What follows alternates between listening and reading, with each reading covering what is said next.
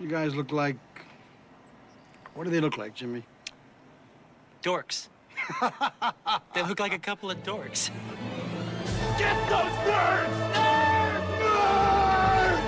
They're coming to get you, Barbara. What? Are you kidding? We got us a family here. Can you dig it? Can you dig it?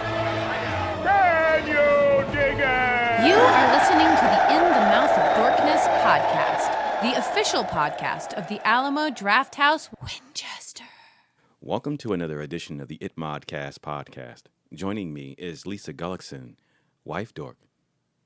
Love is the strongest thing in the world. I think you'll find that metal is the strongest thing in the world, followed closely by dynamite, and then muscles. And also joining us is Brad Gullickson, mouth Dork. Somebody has to walk the clones. And I'm your host, Darren Smith, the Disco Dork. Shut your bitchy mouth. And welcome to another edition of the It Modcast podcast. Yay! I was watching, take a drink if you're listening to the It Modcast drinking game. Because I'm going to mention Netflix mini documentary series Explained again. But in the political correctness episode, W. Kamau Bell was talking about a bit he did where kids were being racist to each other. But he used the word bitch in his bit. And then his wife was like, well, why would you, you don't need to use that word to be funny. So he replaced the word bitch with doctor because it made sense in the context of the bit. But now every time I hear the word bitch, I think doctor. All right, so I can redo it.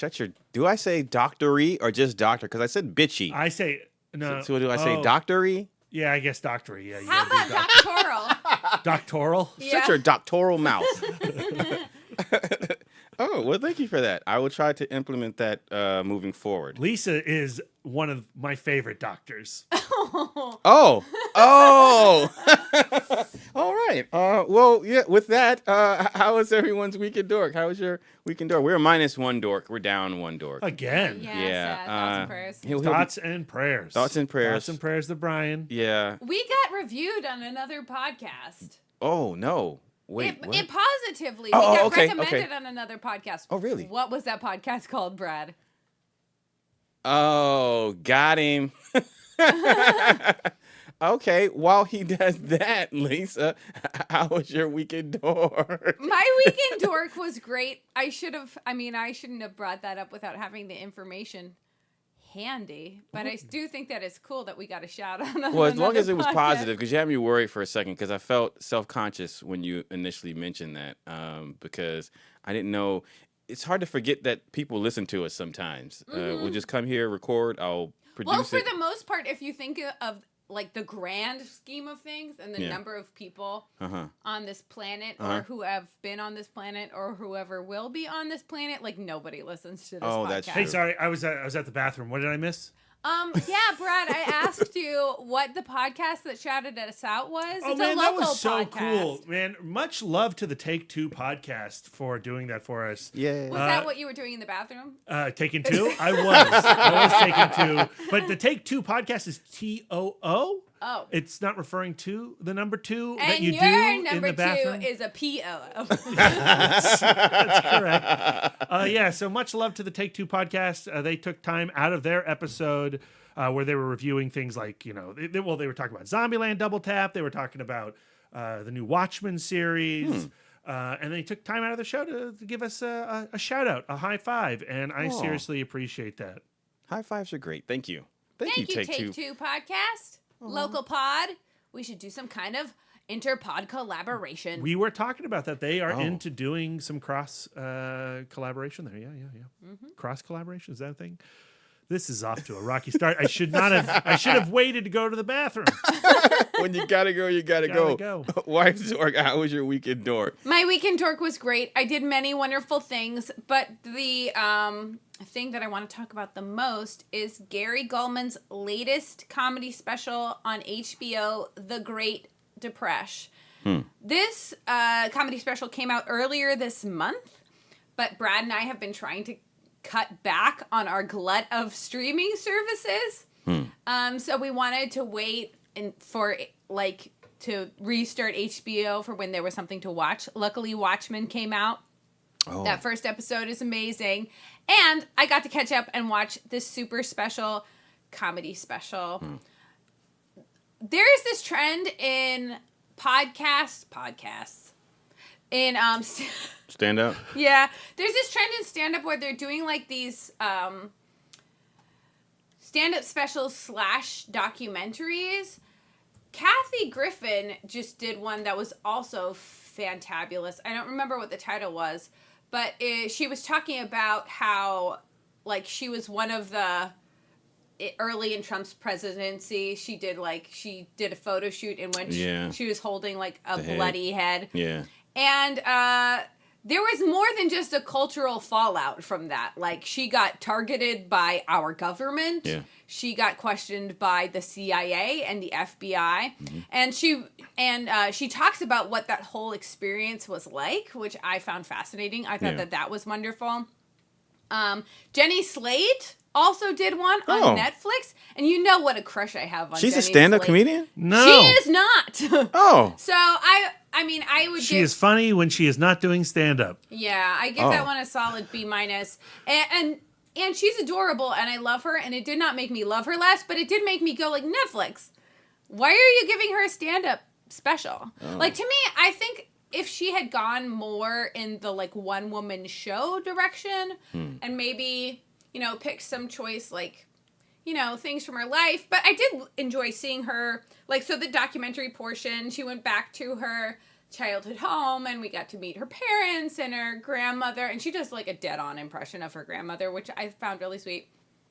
But so I found that part of it interesting. Her going through, like, she she had like this box from high school where she took things that she hated and she wrote them down and put them in this box, and this guy Trevor came up several times. It was very cute. So that one was fun as well. But I think the best example of this new form of comedy special is Gary Gulman's The Great Depresh. And I think it comes down to, I'm a huge fan of Gary Gulman. You've probably, if you're listening and you're somewhat of a stand-up comedy nerd, you've probably watched his special In This Economy, because that came out in like 2012. I think it's rolled around on Netflix or some streaming service, and it's absolutely wonderful. Brad and I got a chance to see him at the Sixth and I, and some of the material that he was doing at the Sixth and I actually bubbled up in this special, which made me really happy. But what I think makes this special so extraordinary is that he used this as a platform to talk about what it is like to have severe depression. Which on its face doesn't sound very funny, and I'm going to mention some things about Gary Gulman that are not very funny, so I'm going to open up with, he does do one wonderful bit that we got to see at the Sixth and I that did end up in this special that I still find myself thinking about periodically, and that is one of the signs of depression is fork marks in the ice cream. Because, like, when you have fork marks in your ice cream, that means you didn't even have the emotional energy to wash one spoon. Yeah. And then he goes, like, I can tell how deep you are in your depression by how, like, the degree of fork marks in your ice cream. He can look at the fork marks in your ice cream and go, like, well, you know what? I know that if I went into their bathroom, the toilet paper wouldn't be on the toilet paper holder. It would be sitting on top of the empty roll because that is the one chore you can do sitting down while on the toilet, and you still don't have the energy to do it. That's depression. And I think that that's just so funny and so accurate. But he grew up with depression. Like, he has a type of depression that is so severe. It's really hard to imagine, and it has been pervasive throughout his whole life from the time that he was a child. And in the 80s, like, you know, the, like, diagnosis and treatment of depression was, like, suck it up. Yeah. Like, what do you have to worry about? And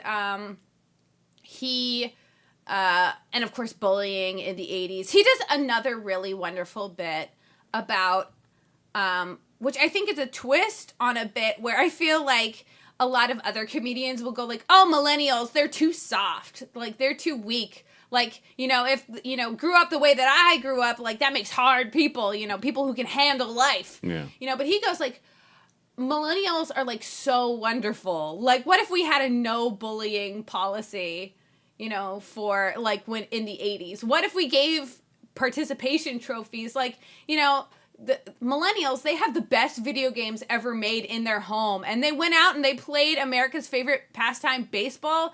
Give that kid a participation trophy because just getting out of the house is like a huge accomplishment. Yeah. So I thought that was really wonderful. But, and his mom really, she was like, he was very much a latchkey kid. He had a single mom. She worked night shifts very often. So he would come home from school. There'd be nobody there. He would just go to bed, his mom refuses to see his childhood the way he really perceives it. She keeps on going, like, he was like always like such a happy kid. And then he takes out like a story he wrote in elementary school, and it's literally titled The Lonely Christmas Tree. No. It's about a Christmas tree that nobody thought was beautiful and nobody liked it. Let's keep in mind, Gary Gulman, Jewish child. Oh. So, yeah, that is a cry for help. But then he talked about like how when he was in high school, he's a tall guy. I think he's like 6'6", 6'7". He's a really tall guy. He's taller than Brad. And when he was in high school, like when you're tall, like you are more or less like recruited into doing sports. Unless People come up to you. Super stubborn. Unless you're super stubborn like Brad. But Gary Gulman, slightly impressionable, he got recruited onto the football team. They're all the same to me. But he really, like, he wanted to prove that he was a man. So he was on the football team, but when he finished that season, he was like so relieved. It was like a weight off of his shoulders. And then someone came I had no manhood to prove.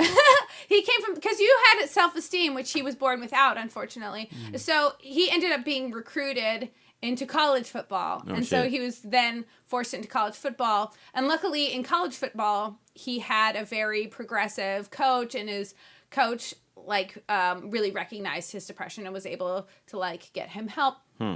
But I suffered clinical depression when I was in high school, and I look at that time and into college, and I look at that time in my life, and I really don't relate to that person very much anymore. It's like I think of it as part of like my narrative. Like if I was going through my life, I'd be like, in 6th grade, I joined choir for the first time, and in middle school, that's when I met all of my best friends. And then from about like 8th grade till the time I was like 21, 22, I slept a lot and I cried, and then like, and when I was 23, like, it's just like, it's part of my narrative, but I don't really, I do think about it, but I don't relate to it very much anymore. But I like the way I typified is like when I was in high school, I would just come home from school and I would just go right to bed. And then,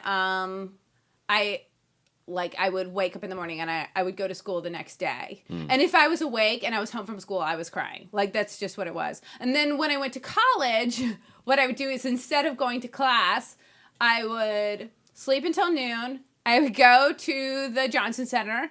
I would get Chinese food. I would get lo mein and General Tso's chicken. I would eat that and I would go right back to bed. Like, I didn't have a freshman 15. I had like a freshman like 35. Like, it was bad news. But then hearing him talk about, because you do hear about like his depression, very severe depression. He does talk about things that are hard to talk about, suicidal ideation, all of those bad feelings. But he also is very descriptive about the physical manifestations of depression, because when people think about depression, they think of big sad. Yeah. But like you're also like exhausted, like doing anything, like your body feels like, I remember just feeling like my skin was crawling all of the time.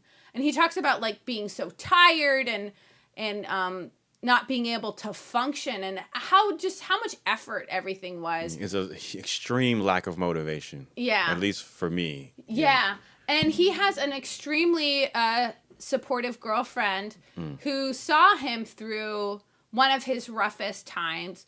Her name is Sade. She watched him move back in with his parents. He nearly quit comedy at a career where he's considered like one of the best. He's like up there with Brian Regan and Maria Bamford. Yeah. And like he's considered one of the best. And he nearly dropped it all because of this depression. And he actually received convulsive shock therapy. Like he has in modern times got electroshock therapy. Shit. I don't know. There's like a new term for it. It might be electroconversion therapy, ECT, maybe.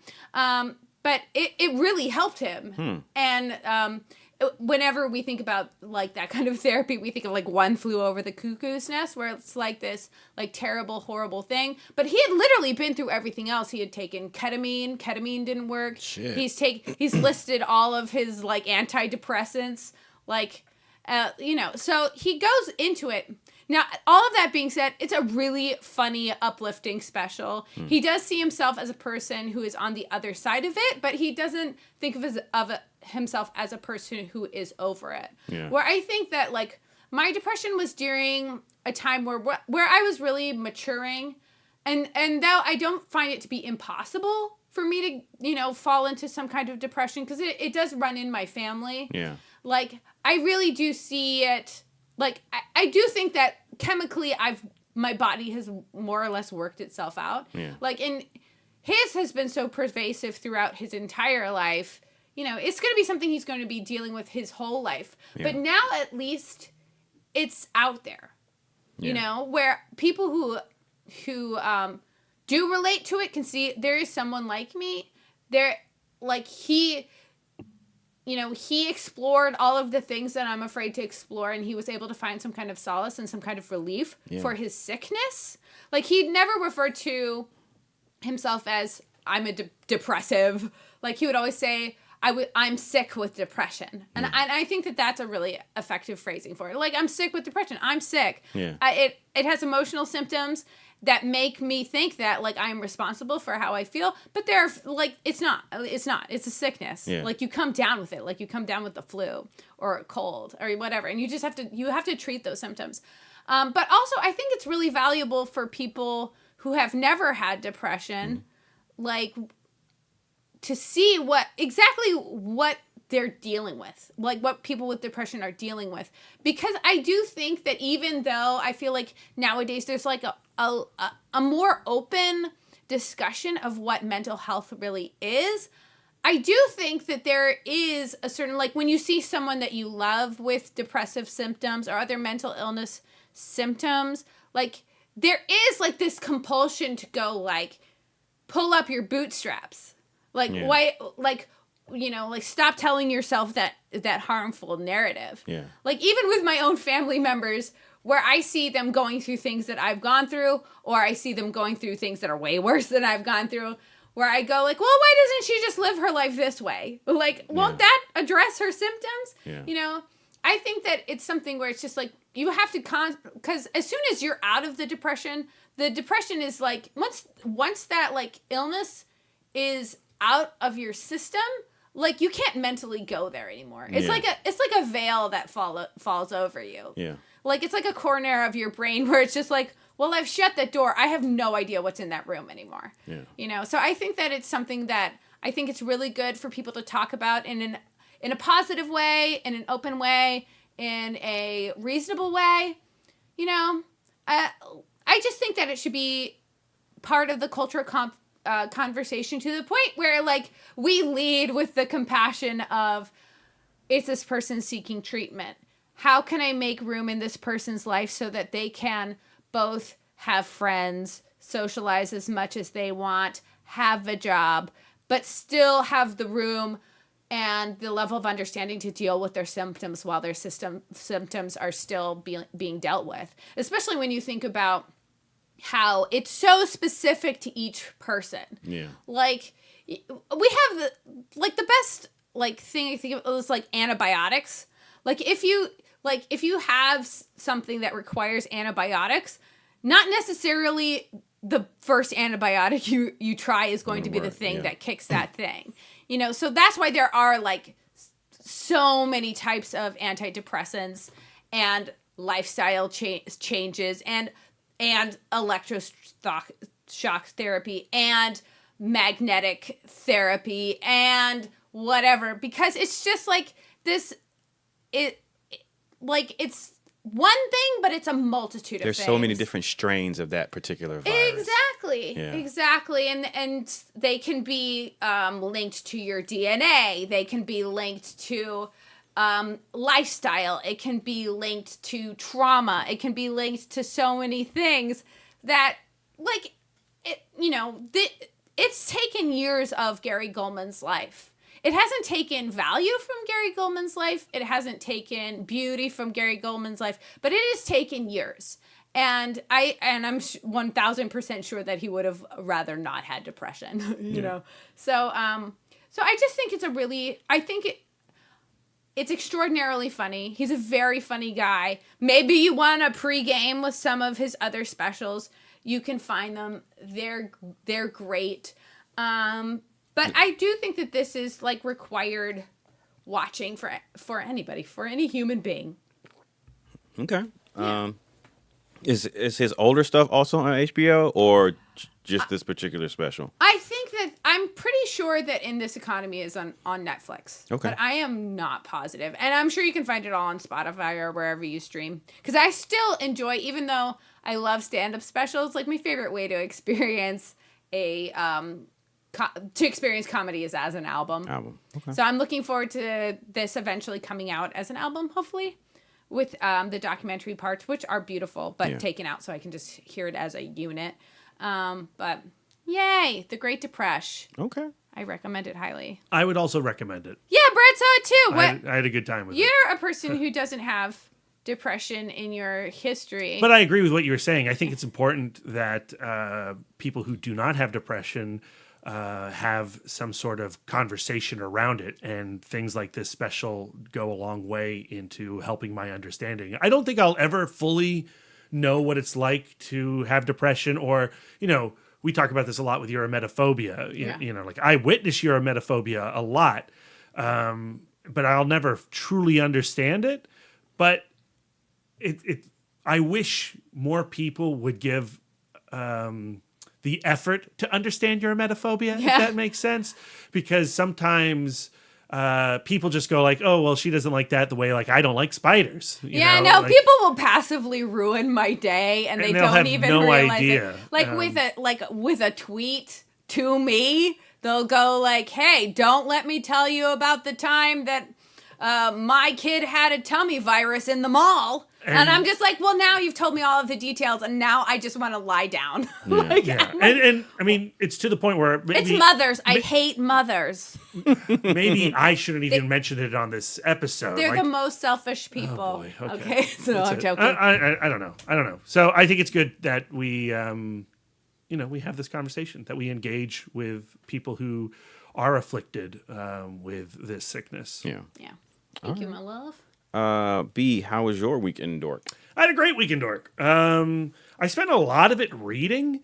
I had 2 massive coffee table books arrive at the Dork Cave this week that I've written reviews for on Film School Rejects, and you can go read them hopefully soon. They haven't published yet.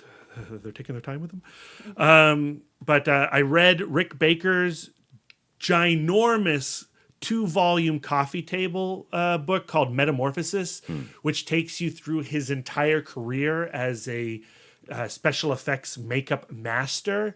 And it comes with an introduction by John Landis and a foreword by Peter Jackson and an afterword by Dick Smith, and it is loaded with photographs and photographs I had never seen before.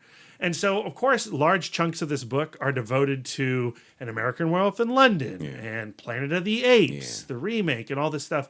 But the stuff that I was really taken with were the chapters that were about films I don't like, right? So he did all the makeup work, or a lot of the makeup work and creature work and costume work on Batman Forever and Batman and Robin, the Joel Schumacher Batmans. Really? Yeah. And, those are, infamously derided in the film community. And, probably for good reason. I'm not a big fan of those movies myself. But when you just engage, that'll be my word of the day, engage with the work and the art that he contributed to those two films. Yeah. So, for example, in Batman and Robin, you remember Arnold Schwarzenegger's Mr. Freeze? Yeah. How he freezes the citizens of Gotham and they get stuck in that ice sculpture. Yeah. And so here are these massive portraits of these ice sculptures with human victims underneath that Rick Baker and his team put together for the film. And when you get up and close and personal with those images, they are incredibly beautiful and effective. And I just loved that. Yeah. The Psycho remake, the Gus Van Sant film, which Yeah. I actually do love, but we don't have time to get into why I love that movie. He did Mrs. Bates's corpse at the end of the Psycho remake. And here you are, you get to go and look at the corpse up close and personal, and you get to hear a little story around the creation of that one corpse in the Psycho remake. Yeah. And there's thousands of stories in this book, several that I knew, but a whole bunch that I did not. Yeah. He worked on many werewolf movies, not just American Werewolf in London. And what's fascinating is to track how his relationship with the lycanthrope evolved over his career, right? So he does American Werewolf in London. Technically, he started on The Howling. And then he left The Howling to Rob Bottin, his buddy, because John Lynch is like, you can't be working on The Howling because we're going to do American Werewolf in London. And I've already claimed you because of our friendship over the course of making the movie Schlock. Yeah. So he left The Howling, having given some of his trade secrets to Joe Dante and their team for The Howling, then went and had to top his own ideas for The Howling in American Werewolf in London. Then he also did werewolf transformations for Wolf, the Jack Nicholson, James Spader movie. Yeah. And, that's much more about less rather than more with the design of the wolf.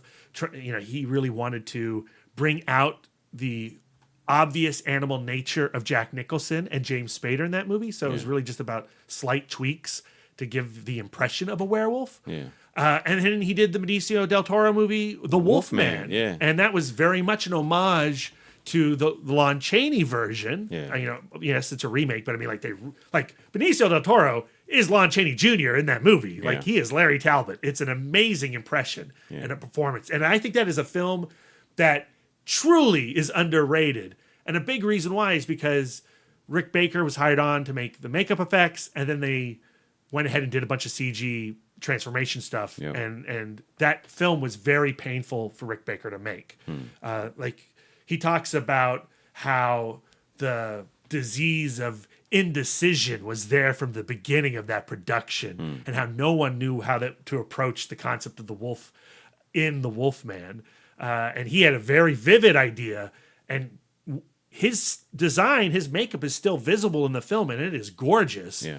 But it is marred by some shoddy CGI work. I don't think it's some of the worst CGI work I've ever seen, and the film has some awkward plot mechanics going on in that movie too. But I like that movie a lot, and it's really cool to watch it through this book. Yeah. And then he also worked on Cursed, which is a terrible Wes Craven movie. With Christina Ricci? Yeah, with Christina Ricci and, oh my gosh, I'm forgetting her name from the Halloween sequel in 2018. Plays Laurie Strode's daughter. Daniel Harris? No. In the new Halloween. Blonde lady. I'm forgetting her name. I'll get it. It doesn't matter. I'm sure it matters to her. It matters to her. And then you get to see his version of the werewolf in that. So it's cool to see him revisit that. Yeah. And then, in 2001, when he was going to make Planet of the Apes, he actually didn't have any intention of continuing work after the year 2000. He had closed his shop down. Oh, damn. He had let go of all his people. He was retiring. And then Tim Burton's like, hey, I'm going to make that Planet of the Apes movie. And, this is the movie you were made to be a part of. You are Mr. Ape, because of his work on Schlock, which would then go into the King Kong remake, Gorillas in the Mist, which got one of his Academy Awards for, and then Planet of the Apes. So he goes, all right, I'll do Planet of the Apes. Great. I need 500 apes in 3 months. Oh, God. Okay. I will see what I can do. Let me reassemble my team. And then he got back into the business that he loved, and he only recently retired. And now that he's retired, he hasn't quit doing makeup effects. He just does it all for his own benefit. And if you follow him on Instagram, you can see all his amazing designs that he is applying to his 2 daughters. And he's, building the greatest haunted houses on the planet over in LA that I would love to go to someday. Yeah. But this book is astonishing. It's crazy expensive. It's $250. Oh.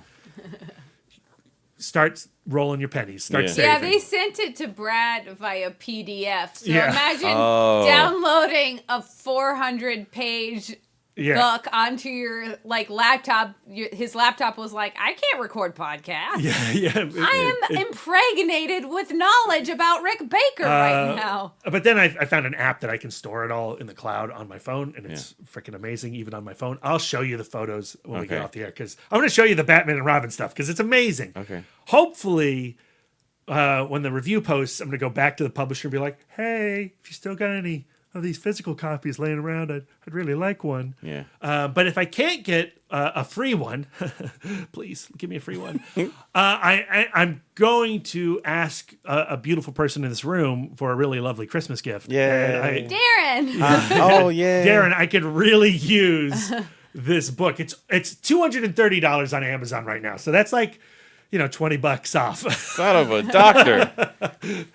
So yeah, I read that, I reviewed that. The review's going to be coming up on FSR. And I also reviewed a much cheaper, but still pretty cool making of behind the scenes book on Duncan Jones's Moon, written by Simon Ward, called Making Moon. And that was a film I love. I mean, it's one of my favorites of the past 20 years, especially as a science fiction film and as the Sam Rockwell vehicle. I still think it's his best performance. Is spoilers. And the book, but I didn't know much about the creation of that film, and I knew it had used miniatures and models and that kind of stuff, and a lot of practical effects, and all of that stuff is in this book. Again, great photographs. It really breaks it down step by step on how they achieved all that harvester model work. Yeah. Astonishing. But I didn't realize that the inception of that story was he had gone through a really rough breakup with a long distance relationship. He was dating a girl who was living in South Korea at the time. And when that broke up, there was already a sense of loneliness, and they were apart, and then it was over. And so physically nothing had changed, but then mentally it had left him hollow. And that emotional information is what went into making the screenplay or the treatment for Moon. And his first feature screenplay that he had written was Mute, which only recently got made on Netflix. And he had gone to Sam Rockwell in New York to pitch the character of Duck to him, which eventually went to Justin Theroux in Mute. Right. And Sam Rockwell was like, I just did Charlie's Angels. I'm a bad dude in that. I don't want to be doing bad dudes my whole life. I really don't. I'd rather be the lead in Mute. Yeah. And Duncan was like, I don't know about that. I just don't see you as the lead in Mute. But yeah, great meeting you and blah, blah, blah. Gets on a plane, goes back to England. And on the way back to England, he's like, man, that Sam Rockwell guy is so cool. I got to work with him. I got to make a movie for him.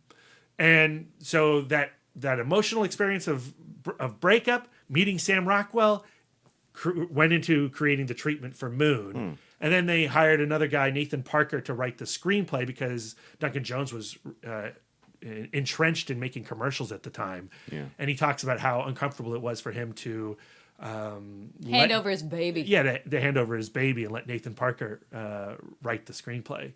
But then they made the movie. And then I think, like I said, if you haven't seen Moon, you should have. It's a decade old. It came out in 2009. Where have you been? Get on that. That would be a great still awesome. Oh, it's on the list. It's on the list. That would be so on good. The list. Okay. So yeah, Making Moon and that. So I spent most of my day doing that. We should give a shout out to the Sears because they had their annual Halloween party. We were all there last night. Yep. We all came in costume. Well, Brian didn't. He came as a guy wearing a Power Rangers shirt. So he came as Brian. I guess that's a costume of sorts. The greatest role we all get to play is ourselves. That is true. That is true. It's all drag. That's what RuPaul says. Darren came as a cup of noodles. Yep. Very nice. Yeah, very, very cool looking cup of noodles. Yay! Thank you. And then Lisa and I did our first couple costume ever. Come true. And Lisa, what did we come as? We came as A24's A Ghost Story. Brad was the ghost and I was the pumpkin pie. Because I'm spicy. And round. And so that was a lot of fun. Judy Greer. Judy Greer from Cursed and Halloween. Thank you, Lisa. Bad Brad for not remembering Judy Greer because Judy Greer is awesome. You did remember Judy Greer. You just didn't remember her name. Correct. Oh, really? Yeah. From like she's an Ant-Man. She's Archer. She voices the lead She's on the Archer. main evil werewolf in Cursed. We're always happy to see her. Shit. Yeah. Anyway, back to the Sears. Oh, yes. Had a great party. There was games involved where everyone had like a horror movie character slapped on their back. They weren't able to see what that character was. I think I won the prize for taking the longest to figuring out my character. And you had to ask yes or no questions to figure out who you were. Lisa was Deputy Dewey from Scream. That's a tough one, I think. Yeah, and it took her a little while, but she got there eventually.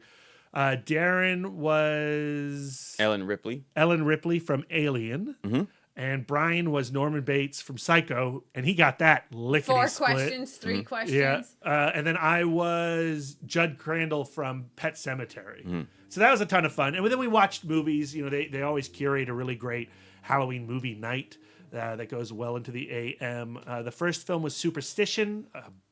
Ryan had said it's a really bonkers slasher film. I had never heard of it. I'd never seen it before. It's not a slasher film. It's not a haunting. It's not film. a slasher film. It is incredibly gory. So it does operate like a slasher film where people are being bumped off continuously through its runtime in amazing fashion.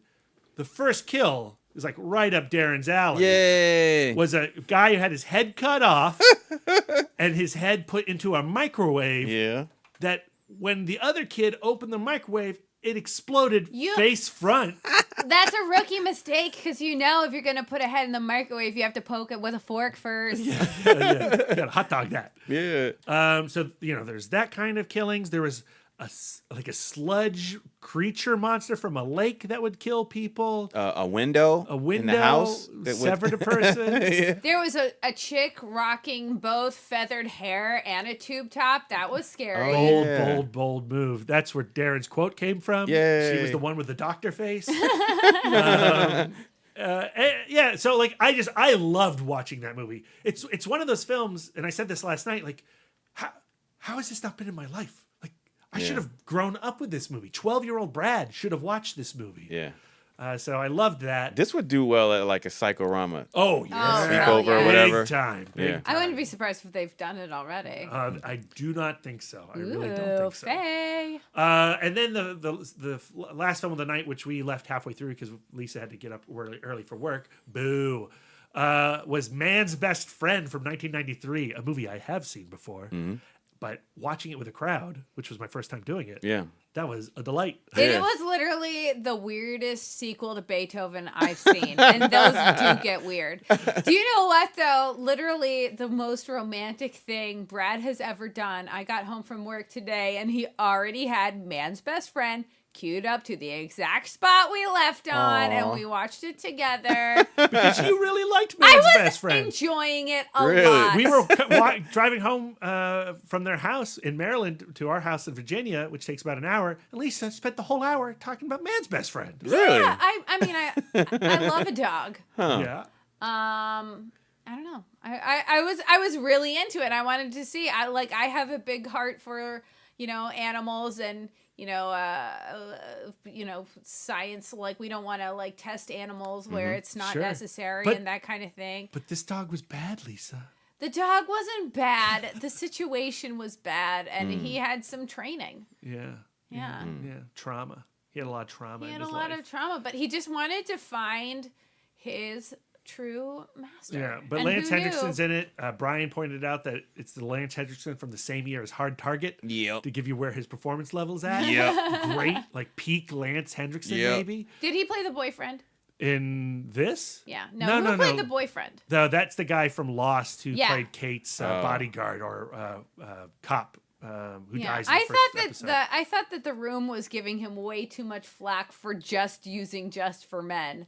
All of this, he's this villain because he cares about no his hairline look. shaming. He's a little controlling, Lisa. To me, I think that it is a big ask to surprise your partner with a huge dog. Rottweiler, yeah. Yeah, I think I was on his side, and they were clearly very much into each other, despite both of their idiosyncrasies. I thought that they were a great couple, and he was a little bit crappy right before he was mauled by the dog, but I think they just did that so we would enjoy the mauling more. He Yeah. didn't seem like a And bad I guy did. to me. There's great mauling. There's great bad dog puppet effects. Yeah. They don't necessarily look real, but they are amazing. Now, Yeah. if you don't want to see a dog get hurt, you shouldn't watch this movie. If you don't want to see a cat get swallowed whole, Yeah. That don't watch this movie. was pretty classic. Like, you can go on to Twitter and you can find GIFs of that all over the place. The best thing about the movie was like it's a movie about like genetic manipulation. So Max had been crossbred with all of these other animals. So you got to see like when he was swallowing the cat whole, well that is his python genes. But the best one-liner of the whole night Goes to was physics. Rap Dork, because we find out that the dog has acid pee. Oh yeah. I don't know what animal has acid pee. I mean, I guess alien. Xenomorph. The xenomorph. it's a xenomorph. It's part- So we see Lance that he has, Henriksen, Wayland Corporation Oh, crossover. no. Oh shit. Okay, I'm listening. Sorry. and like we see the acid pee, and Chris right away goes, "That's Chekhov's pee." No, he says Chekhov's piss. Oh, Gotta get Chekhov's it right because piss. Chekhov's piss is funnier. It is funnier. Oh, it's so and funny. And sure then enough. it pays off. Yeah. Yep, someone Thi- gets a face load This of it. isn't Phoenix. No, it's not Phoenix. That is the most sophisticated joke I've ever made about pee. Yeah. Wait. Thanks. Call my mom. All right. So yeah, my weekend dork was great, Darren. How was your weekend dork? It was also great because I was at said party as well, and I had a good time. Especially because I missed last year's Halloween party. So, thank you again, Sears, for hosting such a wonderful. Oh man, they had like this meat skull, Yeah, I think Ashley brought that. yeah, Ashley brought it. and She's a I was. crafts person. What was it? What was it? Prosciutto. Yeah, and you get to peel You like peel layers the of it. prosciutto off the skull. Yeah. Honestly- Ashley is like the Martha Stewart of death. She made some great pentagram cupcakes. Pentagon cupcakes would be really dark. No. Like what's inside of them? I wouldn't even want to know. Shut up, Brad. And then she made the And brought she the, had great prosciutto skull. her low key hereditary cosplay. I didn't realize what that was Same. until like I got home and I saw a group picture, Yeah. and I was like, "Oh shit!" Then it clicked like this. Yeah, it clicked. So that was pretty cool. But that skull was so upsetting to look at. I could not eat from it. Darren. Really? You were like going to town on It was that skull. delicious. I'm sure it was. It But was delicious, Prosciutto is like in terms of cured meats. and that was my first time ever eating that. Oh, prosciutto. really? Yeah. It's traditional to wrap it around some kind of melon. So Really? you get the sweet and the salty. Is that what that melon was? That was next to it. That Yeah. wasn't melon, that was cheese, but it did look Oh. like melon. Oh, okay. the cheese was delicious. I was just eating it with like cheese and crackers. What I ate a shameful degree of was somebody brought Takis. You know those like little rolled Yeah. fried situations? Yeah. I ate an embarrassment of Takis. Oh. That is the technical term. It's like a murder of crows and embarrassment of Takis. Oh, I did not have those. Like you're like There's a you reason you put didn't one have in your them. Oh. mouth and you go like this is gross and then you eat like 27 more. Oh, okay. So good. I will have to try those next time. Outside of that, I watched. I'm trying to think. I haven't been to the. I went to see JoJo Rabbit, which is our review cast, which is great. I also saw. I talked about Lighthouse last week. yeah, right? you So- saw the anime this week, right? Oh, Human Loss. Yeah, I don't want to talk about that. Oh, that was sad. like a disappointment. It's an adaptation of a highly touted literary work, from my understanding. But the adaptation of it was mediocre at best, and that was, I don't think it had anything to do with the source material. It's just how they chose to tell that story. It was very generic in its approach. So I don't have too much to say about that. I gave that 1 star on Letterboxd. What I do want to talk about, I also got a chance to check out Dolemite Is My Name, as that has premiered on Netflix. If you have not seen it, it had a limited theatrical run. Not around here. I want to say a weekend or 2 ago. It was at the AFI, and it might still be at the AFI. It was there, and also at the ArcLight, if I'm not mistaken. You Maryland people. But I didn't get a chance to check it out there. But I did watch it on Netflix, and I gotta say, like, I have been hearing like great things on this about podcast. it. Yeah, on this podcast. 3 dorks really like that movie. Yeah, coming out of Fantastic Fest, and yep.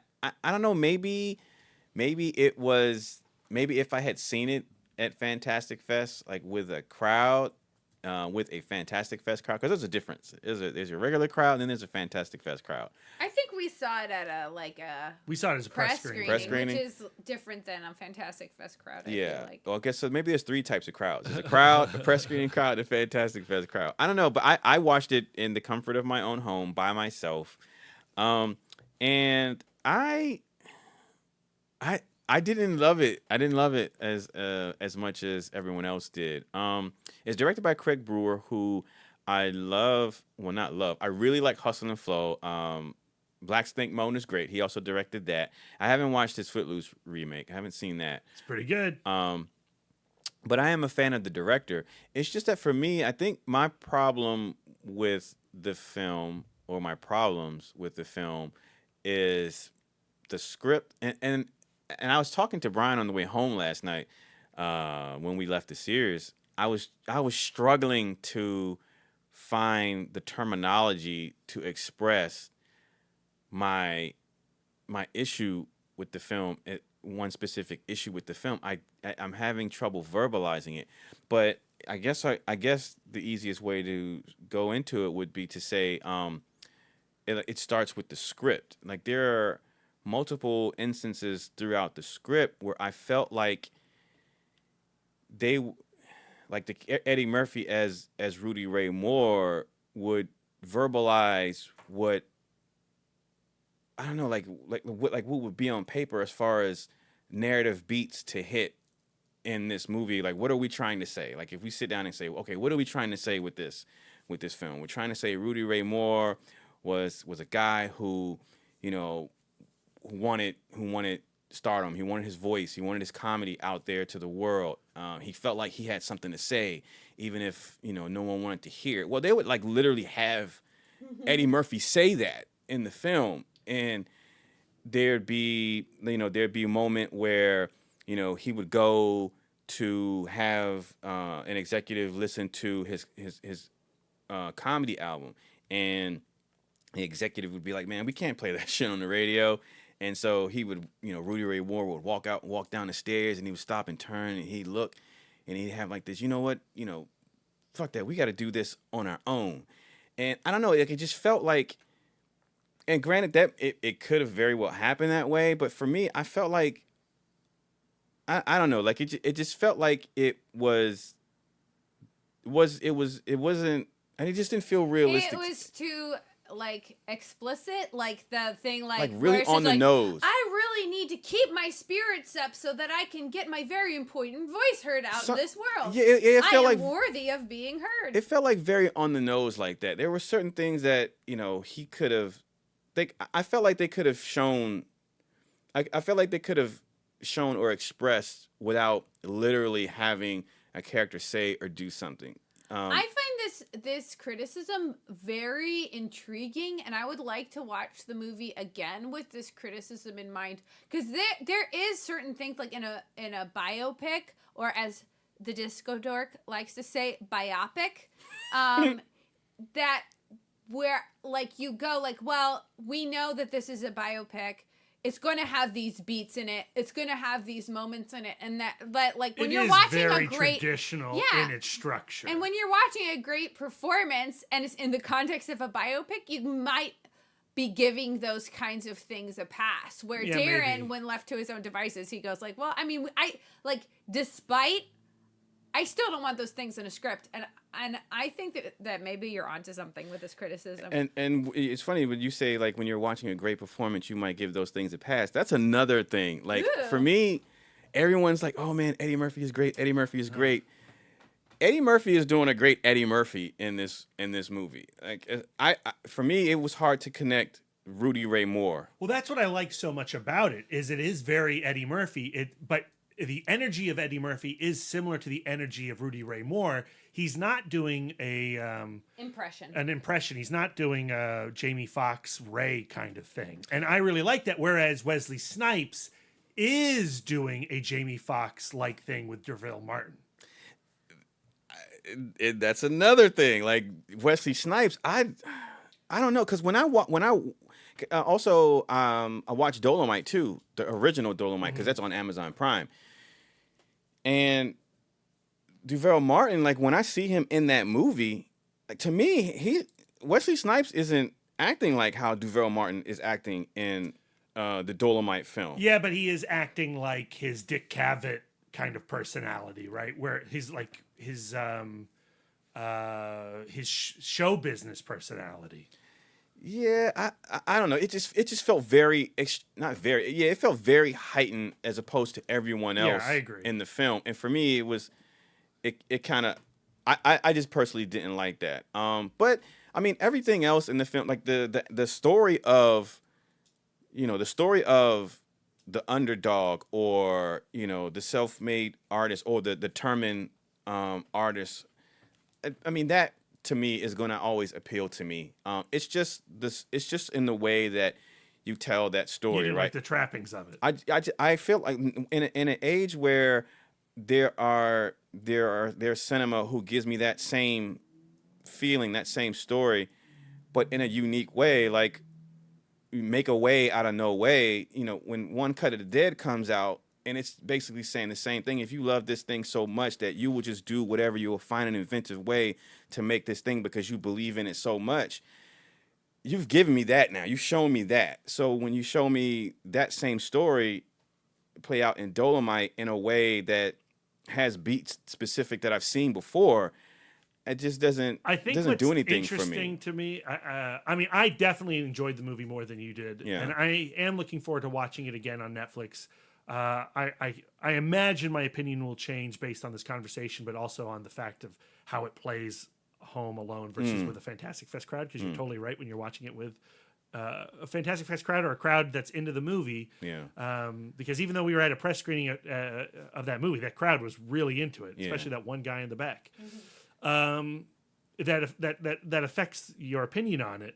I think that the movie is written by the two guys, and I can never say their last name, so I'm not going to bother because I can't pronounce it. But it's written by the two guys who wrote Ed Wood, who wrote The People vs. Larry Flint, who make it their life to write biopics. And I like all of their biopics that they have written, but I do feel like they all have kind of the same beats. Even though they sort of separate themselves from other biopics like Ray or Walk the Line or whatever. Yeah. And I would much rather take, My Name is Dolemite over Ray or Walk the Line. Yeah. But like, if you don't engage with the performances of Eddie Murphy or Wesley Snipes or the dialogue, I totally understand why you wouldn't like it. Yeah, I just wish. And Eddie Murphy's great. It's good to see Eddie Murphy back and doing, as far as an Eddie Murphy performance, if this movie wasn't about a guy named Dolemite as created by Rudy Ray Moore, if it was just about a guy who created this character, it was fictional, like, I wouldn't have any problem with Eddie Murphy's performance. But I just couldn't help but see Eddie Murphy when I wanted to see Rudy Ray Moore, because that's a story that most people don't know. People don't know who Rudy Ray Moore is. So to watch this movie, if this is your first exposure to Rudy Ray Moore, you're not really getting a true, as far as like his passion and for wanting to do that you might get, but as far as like how Rudy Ray Moore was like But characteristically. do you think someone would watch this performance and go like, I love this movie. I'm going to go back and I'm going to watch these Rudy Ray Moore I would films. hope so. Do you think that they would be disappointed? Going like, no, this isn't Eddie Murphy. No, because I just think like if they're focusing more on the film as opposed to just Rudy Ray Moore as a person, instead of his characters of Dolemite, I don't think they'll be disappointed because I mean, really, like I don't think that's the same audience at all. I think somebody who watches My Name Is Dolemite and goes like, man, I really like this movie. I really like the message of this movie. I'm gonna go back and watch Dolemite. Not many people watch Dolemite and go like, I love those movies. Yeah, you know, like The Human Tornado is not for everybody. No, neither is Dolemite. Neither is Dolemite. Neither is Dolemite. And but that's kind of the point of the movie is like you don't have to make things for everybody. Yeah. Or make things like for one particular audience. Like Hollywood is making movies only for one particular audience. Yeah. That should not be. Yeah. I was telling Brian, I was like, you know who I would have loved to see make this movie because I was just watching this guy's movie the other day. Fucking Scott Sanders. Oh, yeah. I would have loved to see him do that but apply like the Black Dynamite aesthetic to this movie. But like here's the thing. Like if you want if you want to really feel the experience of Dolemite with a modern lens, Black Dynamite is My Name Is Dolemite, right? It's a spoof, it's a satire, but it speaks to all the same things that My Name Is Dolemite is talking to. And if you're going to be like, Brad, which way of delivering this message do you prefer, Black Dynamite or My Name Is Dolemite? I'm going to pick Black Dynamite every day of the week. Yeah. And that's what I'm saying. It's partially why My Name Is Dolemite doesn't really work for me because you can get across that same message, but just do it in a different way, a unique way, and that's what Scott Sanders does with Black Dynamite. Which that movie is great. Yes. Yeah. That movie is perfect. Well, does that fit in the Still Awesome? It Oh does. my gosh! That would be amazing. Yeah, we're gonna do that. We're gonna do that. Okay. Oh my! I never thought of that. Yeah. Well, thank you for having me in my weekend dork on that note. Very optimistic note. The disco dork not handing out any passes. Sorry. Take that, Eddie Murphy. I still liked it. I'm sorry. And you know what? I'm not. You know, if bringing down the man some pegs. I'm not saying it's a bad movie. I'm just saying it wasn't my bag. I can understand and see people enjoying it, and especially like again, I really wish I got to see it with that audience, or with an audience. I really wish I saw it either at Fantastic Fest or in Maryland at the AFI or ArcLight because I would have enjoyed that experience. I know I would have, but. You know, I just as it stands, me watching it home alone, like I had time to focus on those specific things that I had issues with instead of, you know, being enveloped by the energy of the audience and feeding off of that. So, you know, it's okay. I have Black Dynamite. And also because I have Adult Swim now because I'm going through Primal. I'm almost done. They actually I have access to the Black Dynamite animated TV show, and that shit is freaking great. That show is perfect. So I'm going through that as well. So anyway, that's going to do it for my weekend dork. When we come back from the break, we are going to do our review cast for one of the films that I saw during my weekend dork, which is Taika Waititi's JoJo Rabbit. Yes. So, yeah, we'll be back after the break. Stay tuned. Hey, this is Liz from People I Think Are Cool, a bi-weekly podcast where I interview my favorite creatives from across the globe. If you're looking for a dose of creative inspiration, then go to peopleithinkarecool.com or subscribe to People I Think Are Cool on iTunes and Stitcher. You like film, from cult to classic, from blockbuster to B-movies. And there just isn't that one place with all the fan fervor and passion that's covering the kind of mad, diverse brilliance that you love. Well, that's where you're wrong. AfterMovieDiner.com is that fan-built movie nirvana just for you, featuring the sweet, sweet writings of the wife dork herself. AfterMovieDiner.com. Go there. Be the best you can be. And we're back, ladies and gentlemen. Today's review cast is for JoJo Rabbit, a film that the dorks saw at Fantastic Fest. I did not get to see that myself, but I was treated to a wonderful screening of the film because Wife Dork and Mouth Dork joined me at the Angelica, and I got to see it. Oh, also Lindsay. Guest Dork. It was an awesome time. I loved watching it with you two because I got to I got to relive my spoilers, extremely positive experience watching the film for the first time, and then like doing the face check at the end, like, are they crying? Are they crying? Okay, they're totally crying. Okay, success. Yeah, it's always funny when you have seen a film and you love a film and you're like, oh man, I can't wait until Darren sees My Name is Dolemite. He's gonna love this thing. The friendship stakes. The friendship stakes could not be higher right now. Let's see what happens. Our entire relationship is riding on this. And so you do, like, while you're watching the movie, you are like side-eyeing your friend and going, all right, I think he's liking this. I think he's liking this. Yeah. And then we get to the end of JoJo Rabbit, and like Darren can't talk. I'm like, Yeah. So yeah, that's a little precursor to what's to come. Let's get right into it. Full spoilers. Full spoilers. So if you haven't, well, you know what?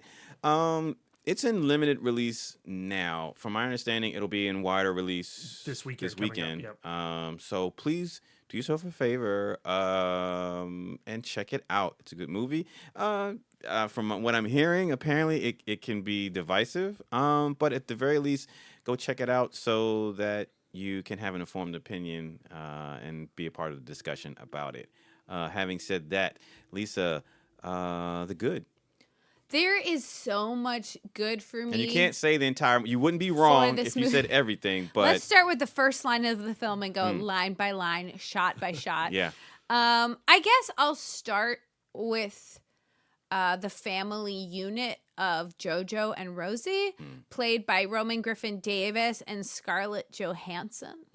Because, as we know, little JoJo, he is really super excited to be a young Nazi. He gets to carry a knife that's super cool. He gets to go to fun training camp where he gets to be in the woods. And kill a rabbit. Maybe. He has the opportunity, take it or leave it, I guess. But and he has this mom who doesn't hold the same opinions as him, but yet gives him the space to have his opinion. And granted, that might be motivated by the fact that she knows that her son is safer if he has this opinion. Yeah. If her son is fanatically pro-Hitler, like, it does make certain parts of his life easier. And the film makes that very clear. Like, well, there's also the idea that, I mean, he is a fanatic, right? Like, you know, whether she saw that coming rapidly or not, by the point we meet JoJo in this movie, he is a fanatical Nazi. And if she were to truly unload her opinions to her son, that could be dangerous that could for break her him and others in the household. Right. Yes, that is true. But at the same time, she does not resent him. She still loves him. She loves him so much. And you see her gently not try to change his mind, but gently guide him to what is true and what is right. I'm thinking specifically about the scene where they're walking along the river, and it's like one of these, you know, like in Europe, like where there's like this huge like concrete side along the river where people used to walk and used to dance.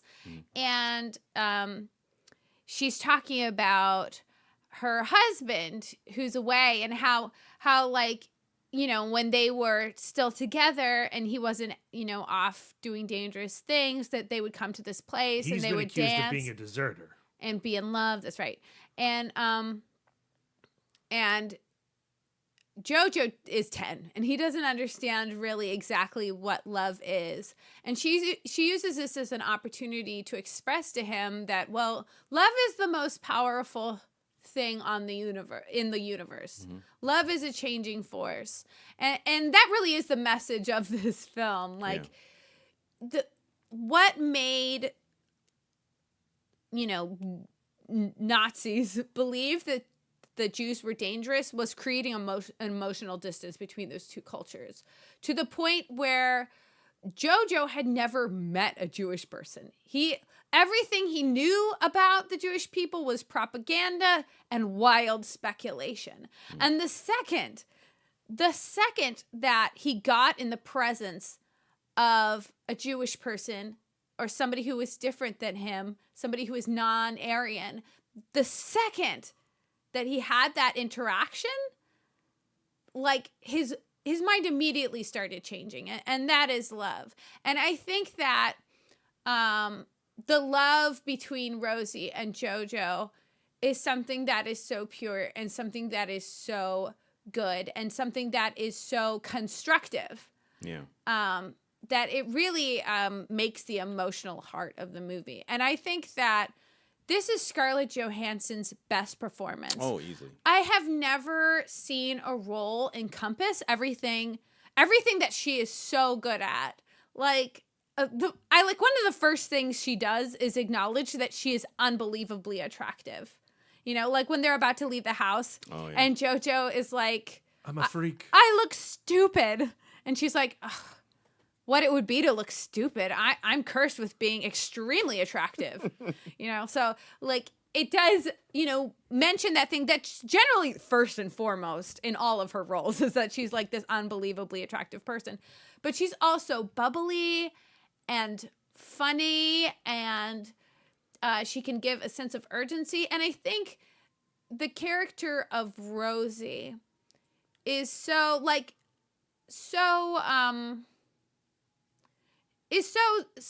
complicated because she lives like she is this bubbly person, and she is putting on this front every day of being positive, and yet she's putting herself in tremendous danger every single day, and she knows that, and because she is part of a resistance movement. Exactly, and something that she has to keep secret.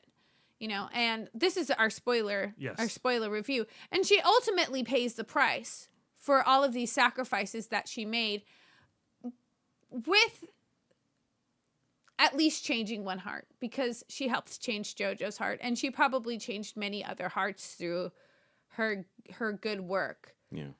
I forgot where I was going with this, but it's an amazing Scarlett Johansson performance. I've never seen a director just encompass everything that she is just so good at. There is that one scene in the middle of the movie where JoJo and her mom Rosie are having dinner, and JoJo now knows about the Jewish girl living in the attic upstairs. But he can't be forward about it. Right. And I don't think she ever gets the impression that he knows. No. Mm-mm. But he's being passive aggressive. He knows that she's saving food for the girl upstairs. And when he sees that his mom's not eating all of her meal, he goes, why are you not eating your meal? And she goes, I'm not feeling very hungry. I'm just going to chew on these grapes. She's knocking back the wine. And JoJo reaches across. He's like, well, if you're not going to eat that, then I'll eat it. Because he's testing the boundaries. He's pushing her buttons. And he starts to eat the food. And this starts to escalate into an argument in which Rosie shouts at her son. Immediately feels bad because JoJo says, like, I'd rather have my dad around, or something to those effect. And she puts on this performance where she goes off into the corner, drops her head into her arm, the crook of her arm, and she plays this dual performance where she's like the dad. She's playing dad and mom. And it's odd. It's weird. It's a little uncomfortable, and it's also profoundly moving. She really does pull it off. You see JoJo both laugh at his mom being funny, but also he yearns so deeply for what used to be his dad, and like that family unit, and the fact that she in that moment can give that to him. The way she does it, she just pulls it off just with such tremendous grace. The ash from the fireplace and draws a beard over her face. Well, because what they start arguing about is not about the food; they're arguing about politics. Because she does push up against him, and she sees him begin to flare up, And he believes that his dad is off fighting for Germany. So he's like, well, why can't you be like dad and be like proud of being German? Yeah. Oh, because she's drinking the wine and she's excited because the war is going to end because Germany is not doing so hot. Yeah. And spoilers, Germany loses that war. Yep. I have so many more good, but let's go around the circle a couple of times with our good, I think. My turn? Yeah, go for it. I mean, to me, it all goes down to Taika Waititi, right? Like, I'm in the bag already for his films.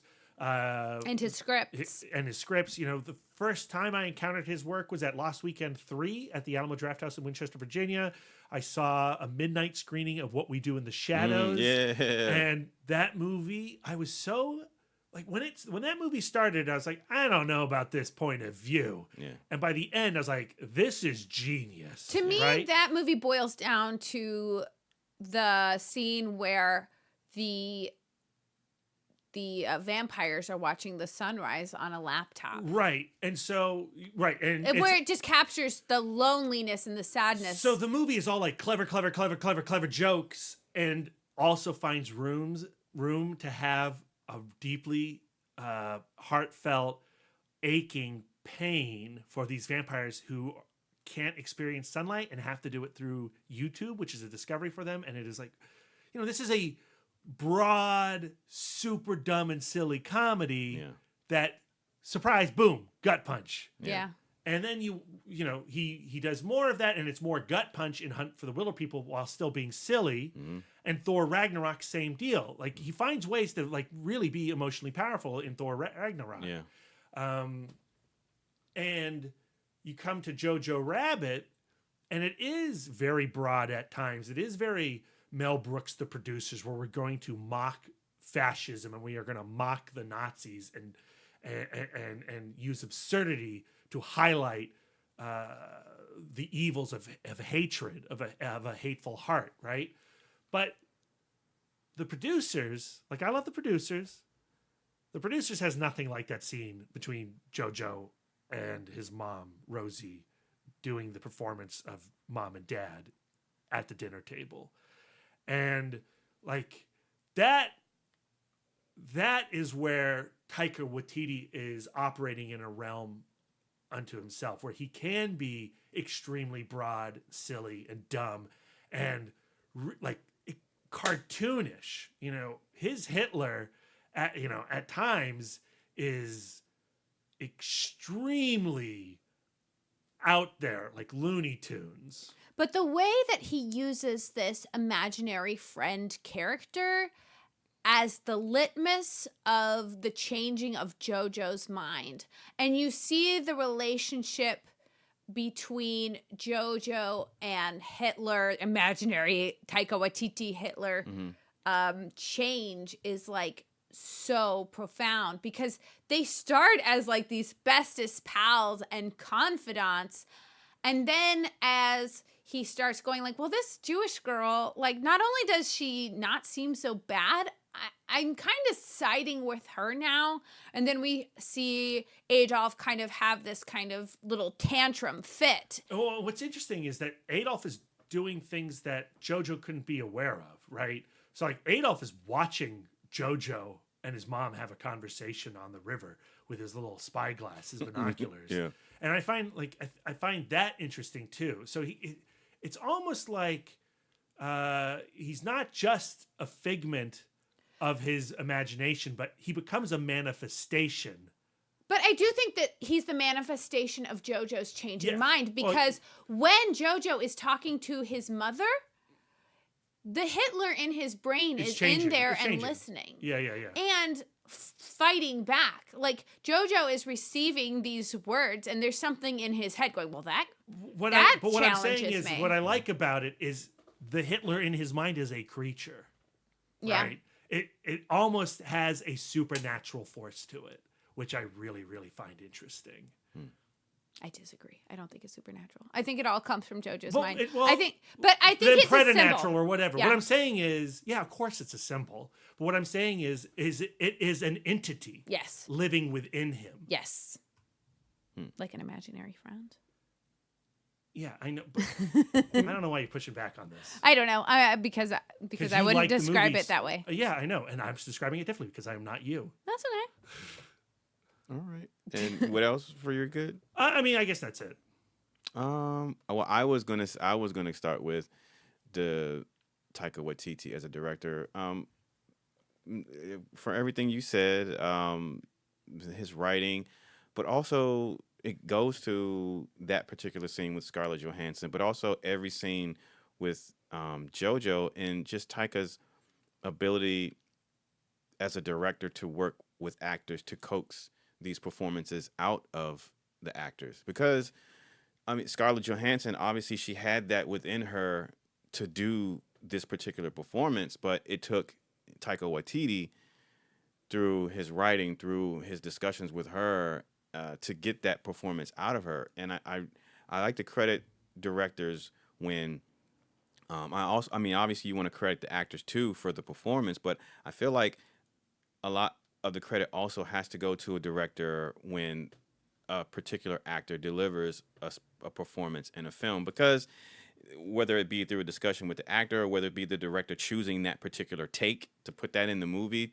understanding that and trusting that that take works for what he's trying to express. Because you look at actors like Travolta, who can be in Pulp Fiction and deliver that type of performance versus his performances in movies that don't do as well or get canned and stuff like that, right? So, you know, obviously it's within Travolta to be be Vincent, but it took Tarantino to say, this is what I want. This is the ability of you that I want to showcase. It takes a director to see something in that actor to pull it out, to have it showcased. There is something interesting that Taika Waititi said in the Q&A at Fantastic Fest, to brag, humble brag, and he talked about it as a technique for casting children, but I also do think that it's something that's true for adults as well, where he goes like,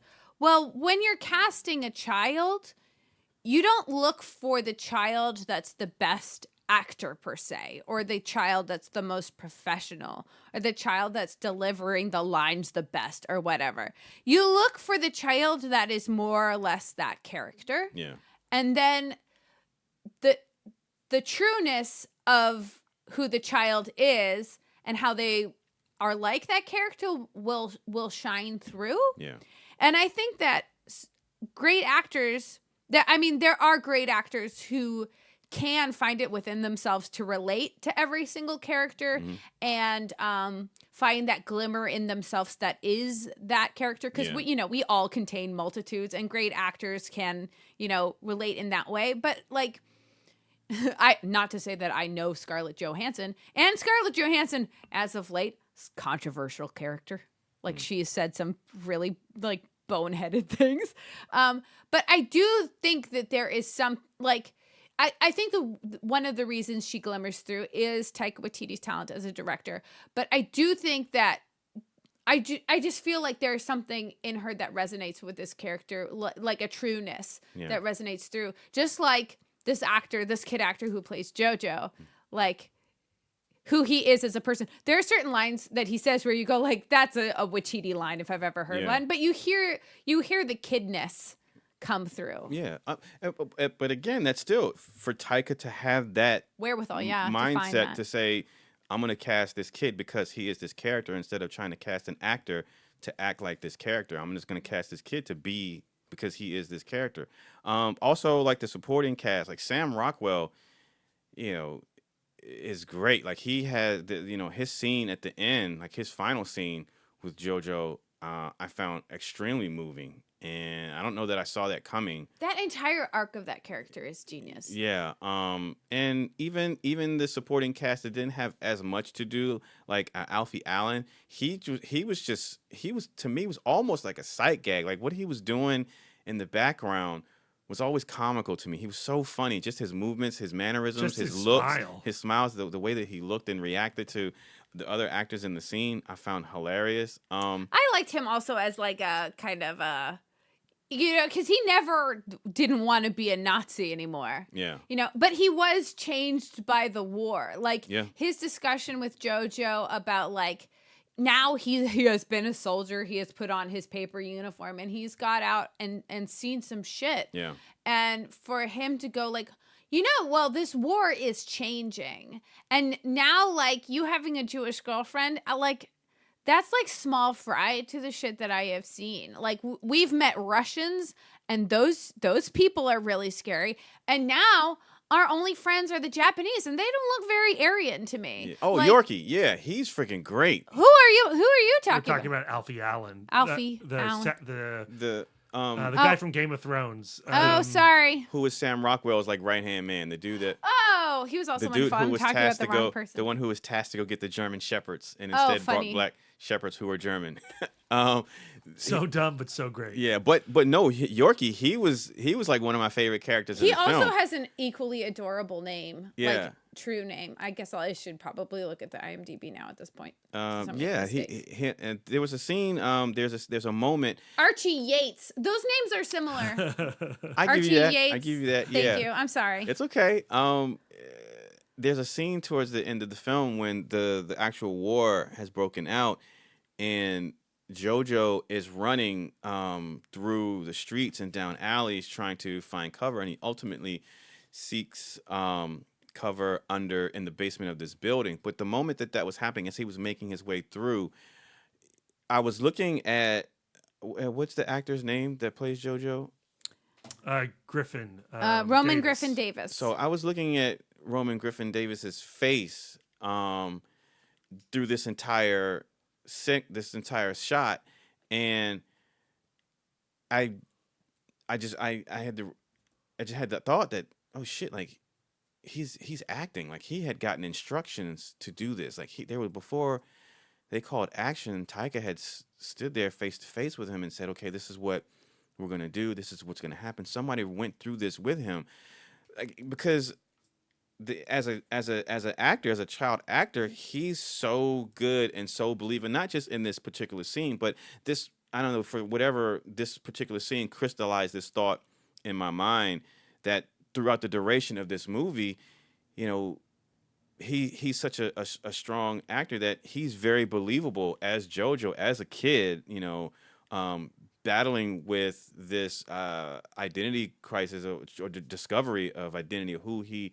really is, what his truths are, what the truth of the world is, and whether it be through the relationship with his mom and the truth of his father and the truth of the girl upstairs hiding in the walls, and the truth about Adolf Hitler, but most importantly the truth of himself. Like he just does such an incredible job of embodying this believability that for that particular moment I just found myself astonished that, oh shit, like he's an incredible actor, because he didn't look like he was trying to hit a mark.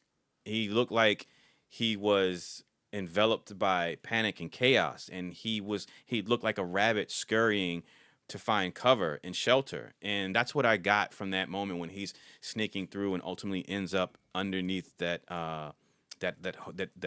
building and looking out. He looked like a rabbit who just ran into like some brush or a cave or something like that. Also, all of that war stuff was practical, right?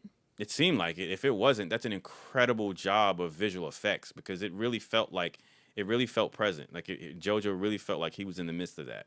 And also Taika's directing, not just with the actors, but the movement of the camera in scenes like that is gorgeous. Is incredible. So There's so many shots that composed just impeccably that I find myself revisiting in my head a lot of those scenes and thinking about just how he chose to shoot this film. It's incredible. I think that like aesthetically, we haven't talked a lot about the aesthetics of the film, but it still manages, like we think about like Ragnarok, right? Where it's so much about color, it's so much about like neon, and everything is a little bit wacky, and like it brings the 80s, but also like some of those classic comic book elements. Everything's kind of jumbled together, but it's very like style forward. Mm-hmm. Where like with Jojo Rabbit, it still manages to keep that color, keep that vitality, but it doesn't take away from the reality of the situation. Right. It doesn't, like, it has, I mean, if you were to do the Watiti scale of artifice from Ragnarok, I would probably say it goes, Ragnarok is like the most artifice, and like Hunt for the Wilder People is like the least artifice. Yeah. Like I would put it like between Hunt for the Wilder People and What We Do in the Shadows in terms of Watiti artifice, but it still has that signature, like it had like a signature palette that felt really it's familiar. Fantastic. Yeah, I love it. All right, the bad, or did you have another good? Did I have another good? I have so many good, but we can move on. It'll come up. Okay. I'll work it in. Okay. The bad? Oh, okay. My bad. I don't have any bad for this movie. I legit don't. Brad. I don't really have any bad because I really do cherish this film. But I thought we could address a few of the issues that others are having with the movie. I read an interesting article the other day on Nerdist, What is Jojo Rabbit Actually Satirizing, by M. Arbiter. Apologize for butchering your name. And I just pulled like a few paragraphs that I thought I could read and we could address and see what we think about this particular point of view. And I don't want to like take a dump on anyone's point of view if they're against it. But I think this article brings up some interesting, some interesting commentary and of why the film did not work for them. So here we go. Sharing a stage with bumbling Hitler youth counselors and cartoon violence is a young boy corroded by a deep, despicable, and familiar hate, the hate of which is predominantly left alone by the film's whim to satirize, with the details of said hate bearing the brunt of parody. The fundamentals supporting the most fanciful ideation of JoJo's anti-Semitism, those involving egg-laying and mind-reading, are cornerstones of a narrative that has waged enmity against Jews for eons, that we are different objects of disgust and not to be trusted. Ultimately, JoJo evades undoing at the hands of his own intolerance, just as his intolerance evades undoing at the hands of ridicule and caricature proper. Anti-hate satire or not,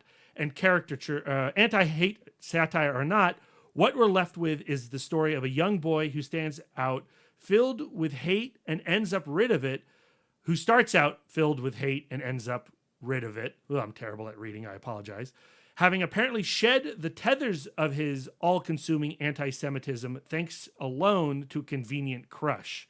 We're encouraged to forget how it felt to spend 110 minutes in the company of a doe-eyed hero in the making who barks of Jew sounded just like those of kids who didn't benefit from the epiphanies of a preteen interfaith love affair.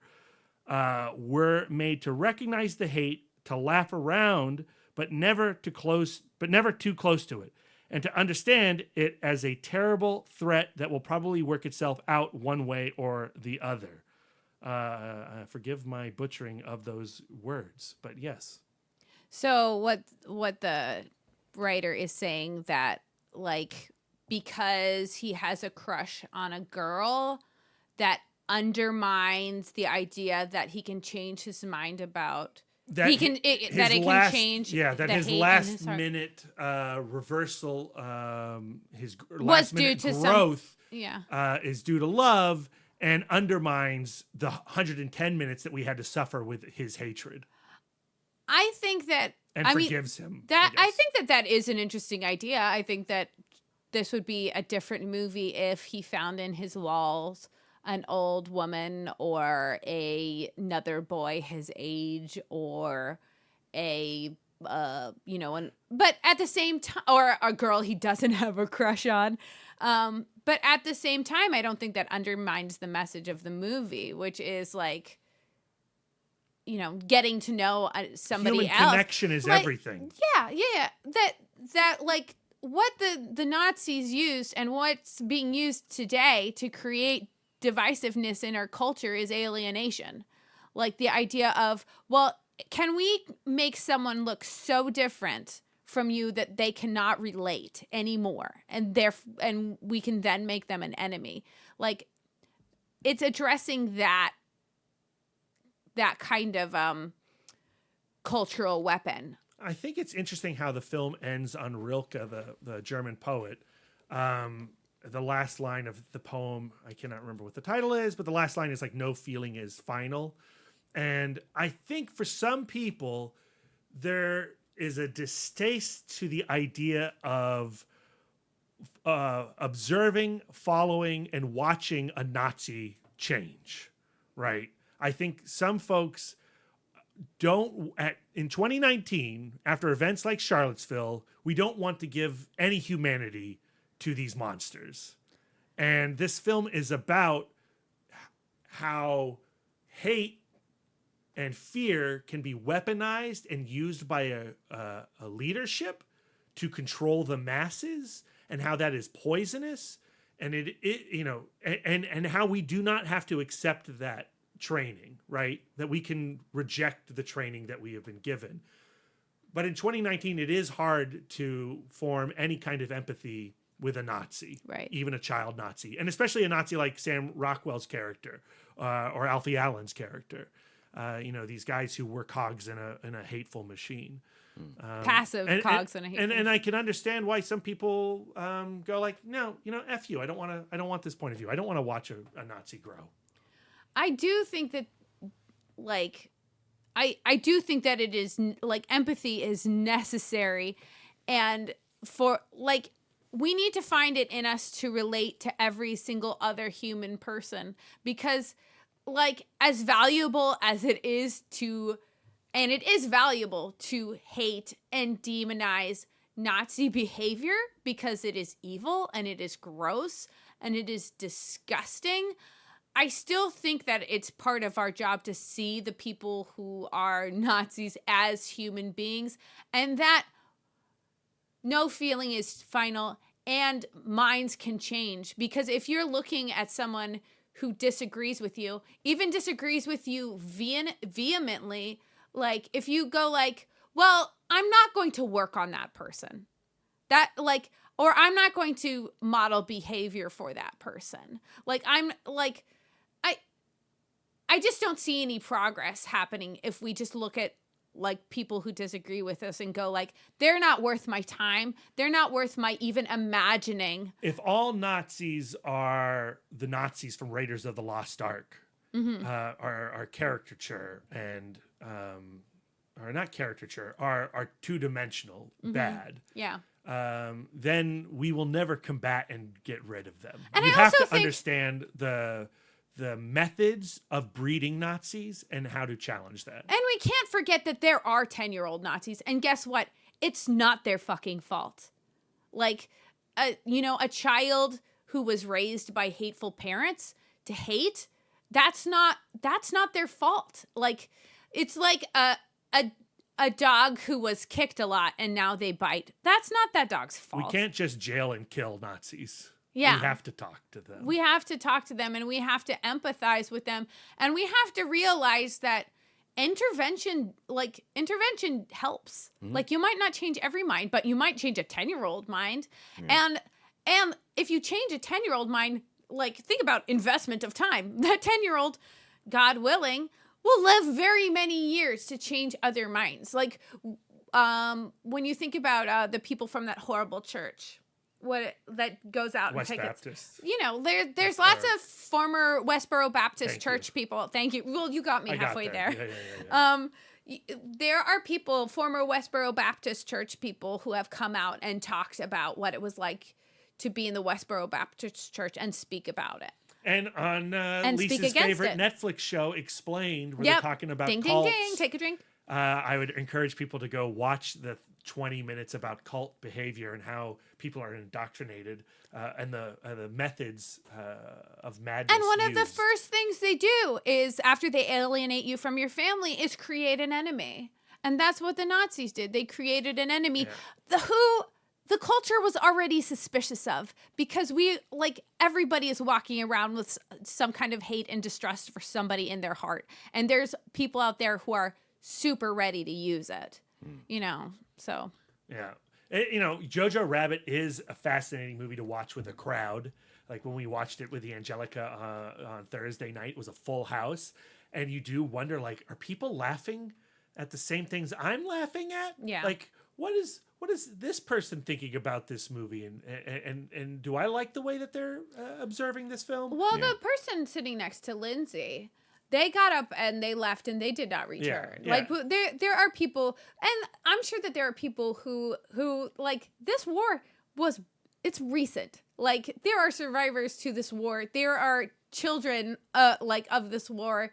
Like I'm sure that there are super people who familially find it just super painful. Culturally find it very painful. It is, it is very strange to watch a Taika Waititi Hitler prancing What do you around. think, Darren? We've been going on and on. Oh, that's fine. What I think about that article? I don't know that writer's experience that informs that opinion, and so I can only respect that opinion and respect that person's experience. I have not had the same experience, thus I do not share that same opinion. Just me personally, because of my upbringing, because of my own experiences, I am more, I'm more open to empathy.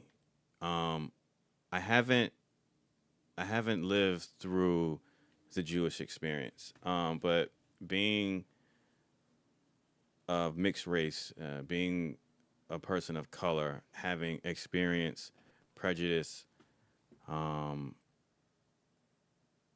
my own particular life, and knowing the history of my family tree and my family from down south and the things that they've experienced, even with that, and their generational ties to slavery and things like that, and the horror that comes with that history, I wouldn't look at a movie that would try to humanize a slaver, and I wouldn't reject that, because my thought process would be, I would want that imagery out into the world so that someone who is of similar mindset or someone who is susceptible to influence can see that it is possible to change. Because if the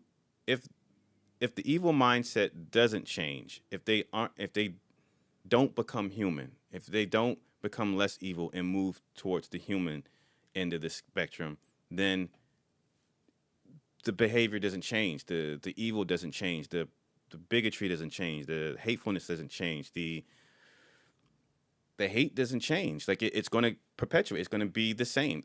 Because Hitler didn't see the Jews as human beings, it led to his behavior. It led to him doing the things that he did. It led to those atrocities because he refused to see them as human beings. So what different am I if I refuse to see people who are different from me as human beings because of whatever reason, because of what they did? Like, unless something changes within me that I can see them as human as I am, then I can't relate to them. I won't relate to them. I won't respect them in the same way that I respect myself as a human being.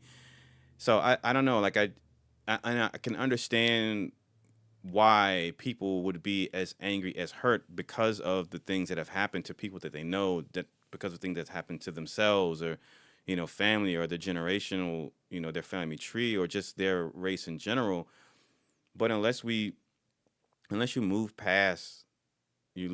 past the anger and the hate, there presents no opportunity for understanding, acceptance, and then moving forward and change. And even if you just change one person, it could have a profound effect, because if that one person had caught Hitler when he was younger, that's one person. If Hitler was the one person that had their mind changed, look how much would have been affected, right? Like, one person matters. One person can make a difference because you never know what that one person could go on to do and influence or control and affect.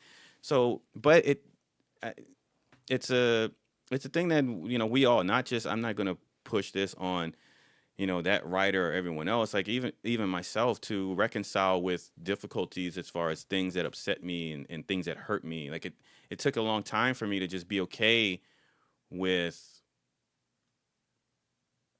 it's because of the things that have happened to me, because of the things that have happened to my family and how they've been treated. And, I'm of mixed race. So I've been discriminated against by Japanese.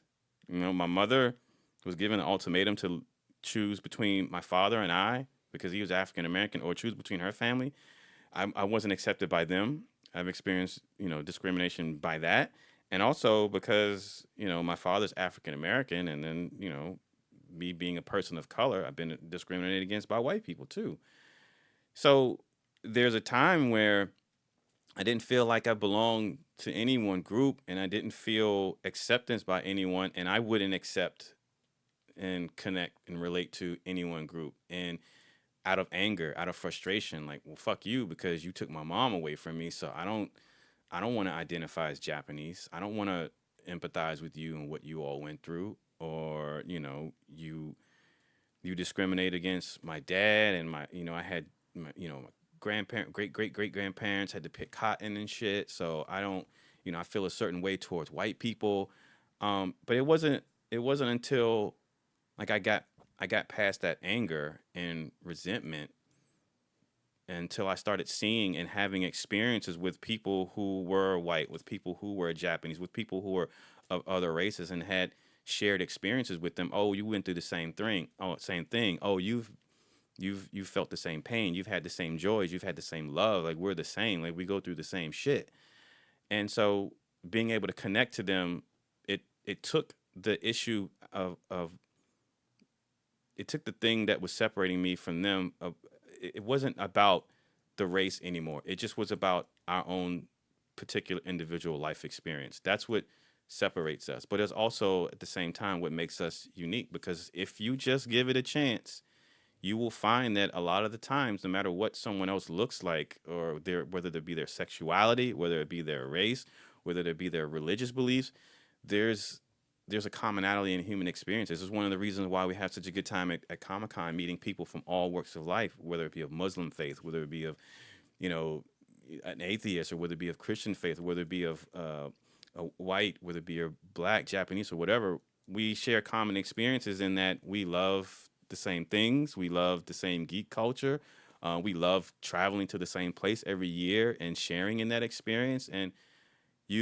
But you have to have the tolerance at first and initially to be open to have that discussion and to have that understanding. And so I just hope that at some point, regardless of how inflammatory a piece of art, a piece of dialogue, those words, because someone's going to read those words and is going to take offense to that, and it's going to fire back. Like, we always initially react to what someone says or does without considering why they say or do those things. And if you do that, you just get pushback. And instead of trying to relate, okay, well, why would that person feel that way?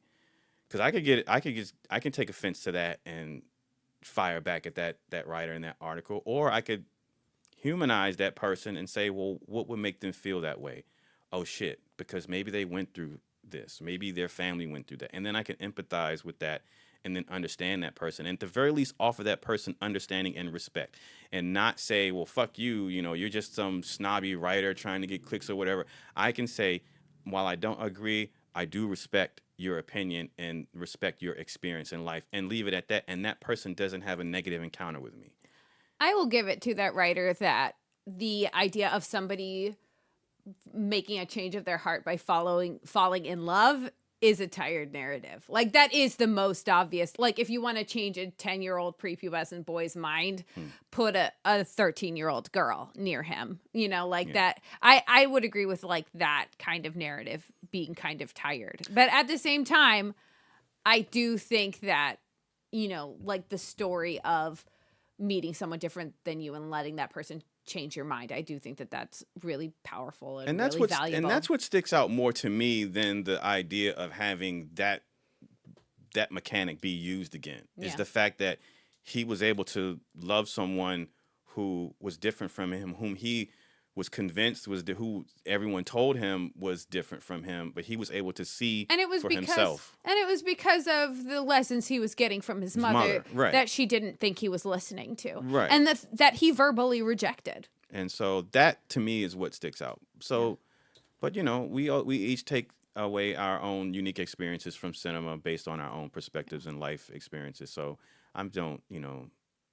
And it's definitely not on the discriminated group to go like, okay, well, now I'm going to find it in my heart to love you. You know what I mean? It's not. It's not their job. It is the majority's job or the non-discriminated against job to be better. Yeah. To just try harder and be better and love harder. Yeah. All right. The ugly.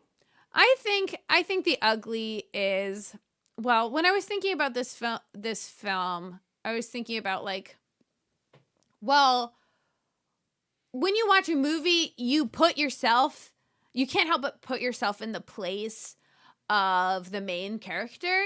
And then during the course of that film, you're like, part of me is JoJo. You know what I mean? Part of me is a little Nazi kid who's having their heart and mind change. And it made me think about the way when I was being taught history as I was growing up, like I always put myself on the right side of it. So like when I was learning about the Revolutionary War, I was like, yeah, I would go to the Boston Tea Party and I would throw tea into. And then like if it was like I was learning about, slavery, I'd be like, yeah, and my house would be part of the, the Underground Railroad, and I would be hiding people under my floorboards. Or if I was in Nazi Germany, I would be like, yeah, I'd be one of the people who would sneak to the concentration camps with pockets full of potatoes. Like I always was like, if I was in a historical context,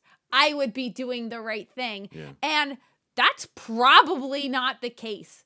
In those situations, that's where most of people were either doing wrong by doing wrong or doing wrong by being passive.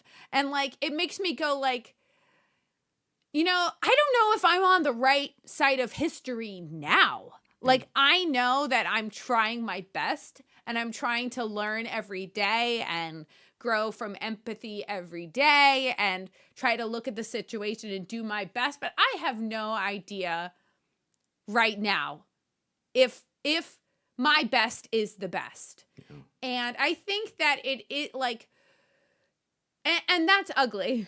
It's ugly to think like, it's ugly for me to go like, I'm probably on the right side of history. I'm probably the good guy. And I think that what Jojo Rabbit does is challenge us to go like, what if you're not? Like, I'm 1,000% sure I'm not a Nazi. Yeah. But I'm not 1,000% sure that I'm the good guy. Yeah. Like, I watched one of those Explained documentaries. I watched one of them, and it was about like, okay, this is some first world shit. But I was in the tub watching on my iPhone, like hanging my arms outside of the tub, watching how we're straight up running out of potable water. And right now I'm just taking a sitz bath, like just cause I'm chilly, like sitting in water, like right in that moment, as my toes raisined, I'm like, ouch. Yeah. I'm on the wrong side of history right now. Yeah. But it's so comfy. Yeah. It's so wet and good. But so I think that it's important that even as movies challenge us, we engage with the idea of like, is this a moment where I need to take some words from Common? He is our love guru on CBCC right now. Is it time for me to recalibrate my life? Am I learning something where I need to change what I'm doing from this point on? What's my culpability? Exactly. Yeah. Like so many times, like I'll see myself carrying my grocery bags up in the disposable grocery bags they give you at the grocery store. And I'm like, fuck, like this is another instance, like straight up. That is the crinkle of being on the wrong side of history. Yeah. Like, JoJo met this girl and goes like, I need to recalibrate my life. And we need to recognize when we're at those crossroads and recalibrate our lives. Yeah. All right. Brad, the ugly. I mean, I think the whole movie's ugly. I think that it's dealing with all kinds of complicated and uncomfortable feelings, and the way you engage with it speaks to your ugliness, the societal ugliness, the ugliness of yesterday and the ugliness of today. I think it's dealing with a lot of ugly. Yeah. And like I was saying earlier, how, you hear this laughter and you're like, I hope everyone's taking this comedy as seriously as I am. Yeah. That's a little ugly. So I don't know. I guess that's my ugly. I agree with both your uglies. Just the state of the world at that time, the state of the world now. Specific to the movie, specific to one particular scene, one that keeps sticking out to me the most for my ugly would be Scarlett Johansson's untied shoelace. Oh, Yeah. Heartbreaking. Taika Watiti does an excellent job of setting that up multiple times throughout the film. And then the payoff to that setup was just an emotional gut punch. Like, it was so the sad. Gasp, the audible gasp in the theater. Yeah. It's like, just the oxygen leaves the room. So good. Yeah. Like, Like for the direction of that, you're just like, high five, Taika. Yeah.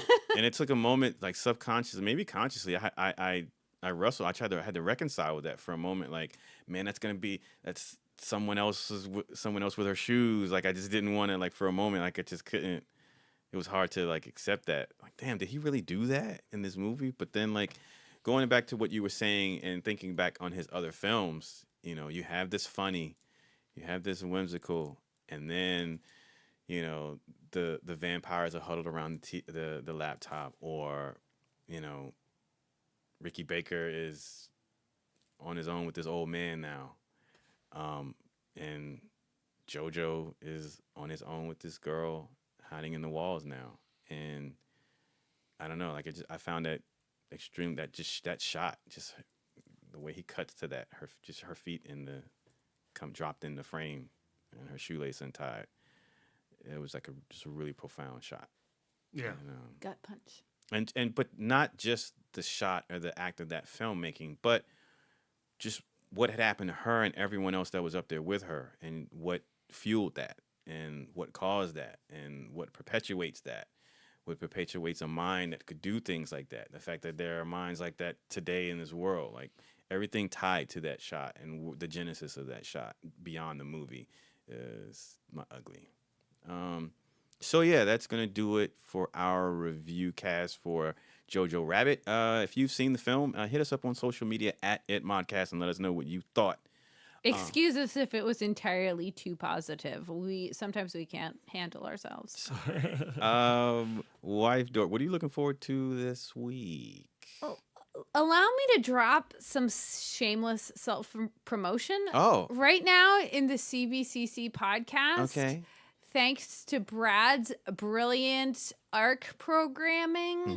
Mm-hmm. I think that our latest episode of @CBCC podcast that features Swamp Thing and our love guru Common and his book Let Love Have the Last Word is one of our best episodes, and I'm really looking forward to even more people listening to it because I think it's something that's really special. And Darren provides very special dog-like muck monster intro. So many thanks to Darren for providing his spooky voice. You're welcome. That was fun. Also, Great British Bake Off. They just finished quarterfinals. There's just 3 bakers left. It was so cruel of them to do Patisserie Week as their quarterfinal, and it cut some bakers to to the quick, and it cut some bakers right out of the competition. But I'm still super excited. So that.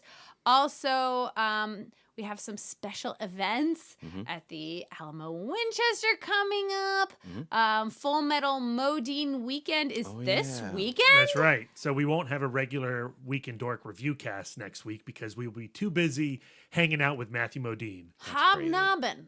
That's crazy. Hob to the nobbin. You can follow her at Wife Dork and at Sidewalk Siren on Twitter and Instagram. And she's also and at Letterboxd. And she's also at Bake Dork on Twitter and Instagram. Brad, what are you looking forward to this week? I mean, Full Metal Modine weekend is the only thing that's on my mind right now. Yeah. It's a 9-film retrospective. We're hosting, as part of Still Awesome, 3 of those films.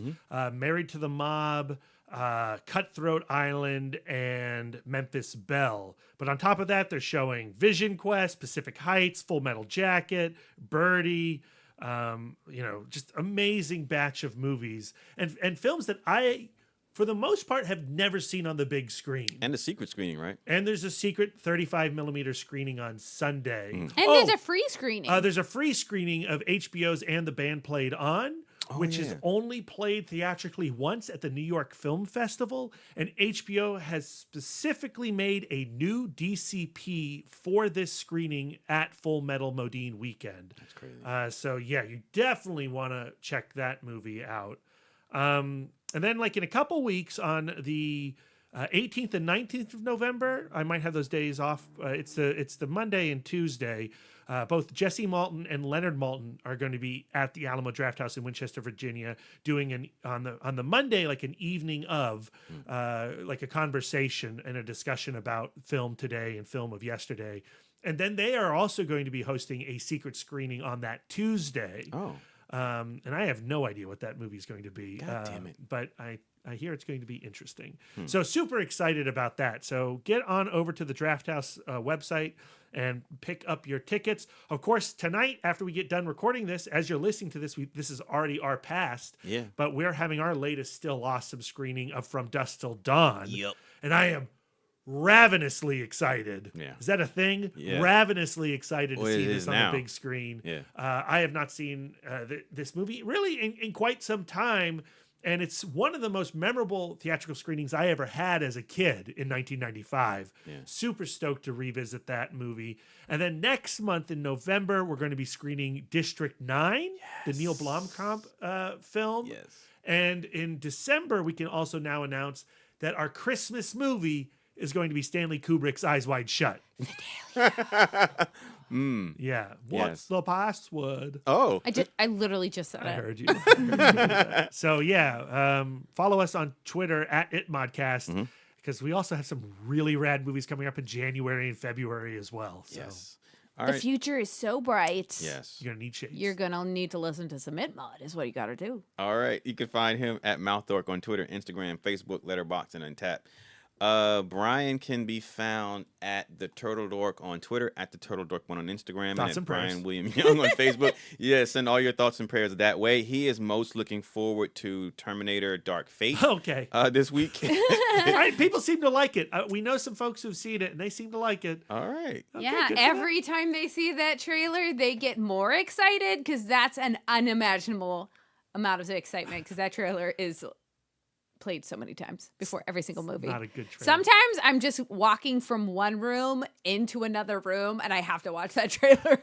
Well, I will say I'm set up for success because I have zero expectations Yep. going into that movie, so it could go either way with me, and I'll be all right. I am Darren Smith, the Disco Dork, on all social medias. I am looking forward to From Dusk Till Dawn tonight. I'm looking forward to seeing Full Metal Jacket on the big screen. I don't know that I've ever seen it on the big screen. I haven't watched Full Metal Jacket in a decade. It's never been one of my go-to Kubrick films. Yeah. So yeah, again, super excited. Super I've excited. never seen it. And that's gonna be great. What a great way to be introduced to that film on the big screen. Vincent D'Onofrio, Lisa. Yeah. Vincent Oh man. D'Onofrio. Oh man. Oh, Lisa. All right. So I'm Dance with the Disco Dork on all social medias. That's going to do it for us. Thank you all for listening. Enjoy the rest of your week. On Friday, we will have a fistful in honor of Terminator Dark Fate. We will have the aptly titled A Fistful of Dark Fates. Make of that as you will. Yeah, I got to make that up right now. That's going to do it for us. Thank you all for listening. And until next time. You see how I went into the voice? And until next time. You're so good at the voices.